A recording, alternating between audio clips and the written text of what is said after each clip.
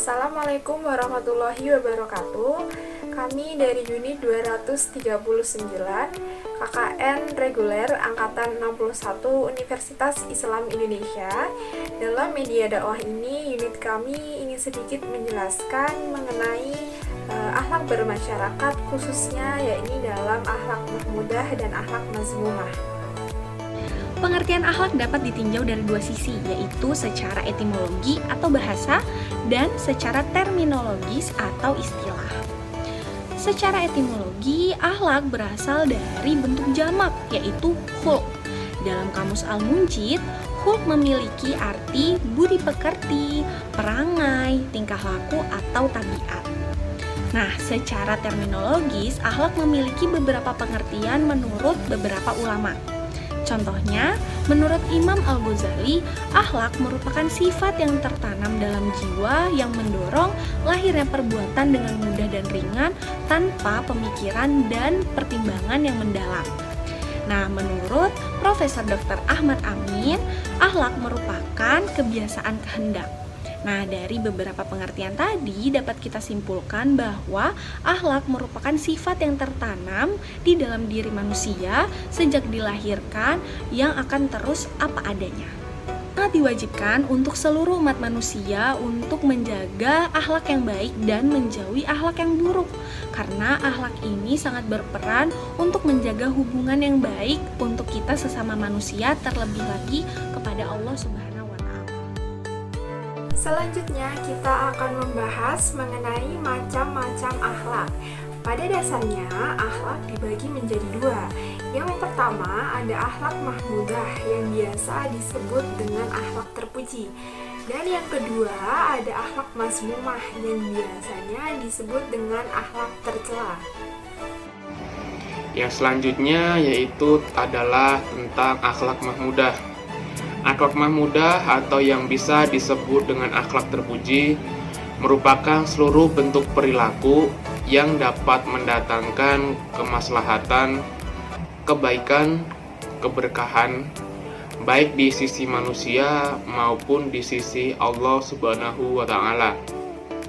Adapun untuk beberapa contoh-contoh yang termasuk di dalam akhlak mahmudah yaitu adalah sebagai berikut ini.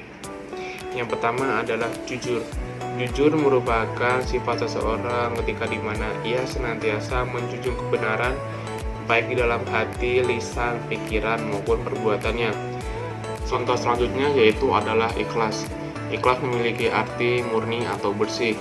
Yang dimaksud dengan bersih di sini yaitu adalah bersihnya sesuatu dari campuran motif-motif lain selain ridho Allah Subhanahu wa Ta'ala. Contoh yang ketiga adalah sabar.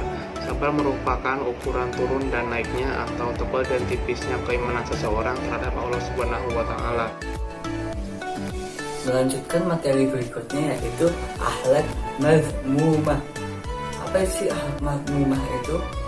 Akhlak mazmumah merupakan akhlak yang buruk dan tercela, baik di mata manusia maupun di hadapan Allah Subhanahu wa Ta'ala. Adapun beberapa sifat yang termasuk dalam akhlak mazmumah ialah sebagai berikut: kufur, syirik, nafik, fasik, murtad, takabur, riya, dengki, bohong, menghasut, kikir, bakhil, boros, menghasut, tamak, fitnah, ujub, mengadu domba, berputus asa, bahkan mencemari lingkungan dan bangsa alam. Berikut contoh-contoh akhlak tercela di masyarakat. Pertama, berdusta atau berbohong ketika berbicara dengan orang lain. Munafik juga diartikan sebagai ingkar dengan apa yang diucapkan tidak sesuai dengan apa yang ada di hati. Bahkan ada ciri-ciri dari munafik. Adapun ciri-ciri munafik ialah suka berdusta, ingkar janji, berkhianat, riya jika beribadah, dan ragu terhadap kebenaran Islam. Kedua, berjanji tapi tidak suka ditepati. Seseorang akan dianggap baik dan mulia jika menghiasi dirinya dengan akhlak-akhlak terpuji seperti menepati janji. Dalam Islam, Janji adalah sesuatu yang sangat dijaga selama janji tersebut tidak dipergunakan untuk berbuat dosa atau ingkar kepada Allah Subhanahu wa taala. 3. Berprasangka buruk terhadap orang lain. Seseorang yang memiliki sifat suzon biasanya akan memandang segala sesuatunya menjadi buruk. Suzon atau juga berburuk sangka termasuk ke dalam dosa. Oleh karena itu, janganlah sekali-kali kita suzon atau berburuk sangka terhadap sesama. Nah, setelah kita membahas contoh-contoh akhlak tercela, sekarang mari kita lihat yuk contoh-contoh akhlak mulia yang bisa kita lakukan dalam kehidupan sehari-hari. Nah, contoh yang pertama yaitu memberikan salam kepada orang lain. Dalam agama Islam mengajarkan bahwa memberikan salam kepada orang lain atau sesama umat muslim dapat mengokohkan persatuan umat, dan orang yang diberikan salam wajib hukumnya untuk menjawab salam tersebut.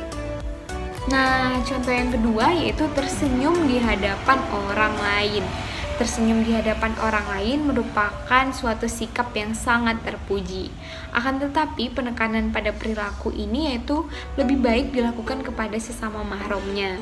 Karena jika dilakukan kepada yang bukan mahramnya, ditakutkan akan menimbulkan fitnah dan bahkan mengakibatkan dosa. Nah, contoh yang terakhir yaitu membantu teman yang kesulitan. Dalam agama Islam mengajarkan bahwa sesama umat muslim harus hidup untuk saling tolong-menolong antara satu dan yang lainnya. Dan juga apalagi orang tersebut jika sedang mengalami kesulitan, maka kita wajib untuk menolong. Berbicara tentang akhlak yang mulia, sangat luas cakupannya. Apa yang telah disebutkan kiranya telah cukup untuk mengingatkan kaum mukminin supaya yang lalai terbangun dan yang lupa menjadi ingat. Hendaklah seorang mengaca diri, apakah terhadap orang yang lain dia berlemah lembut, berwajah ceria, dan murah senyum, di mana dengan sikap itu mereka akan tentram dengannya, suka berada di sisinya, dan mau bercengkrama dengannya. Mereka berlomba-lomba untuk menemaninya dalam perjalanan. Jiwa mereka tenang dari kejahatannya, sebagaimana mereka merasa aman pada harta dan kehormatan mereka. Jual belinya mudah, ucapannya jujur, janjinya ditepati, dan tutur katanya juga baik. Tangannya terhindar dari kejahatan dan matanya terhindar dari khianat. Wajahnya tersenyum ceria kepada orang yang tidak ia kenal, seperti kalau ia tersenyum pada rekan sejawatnya.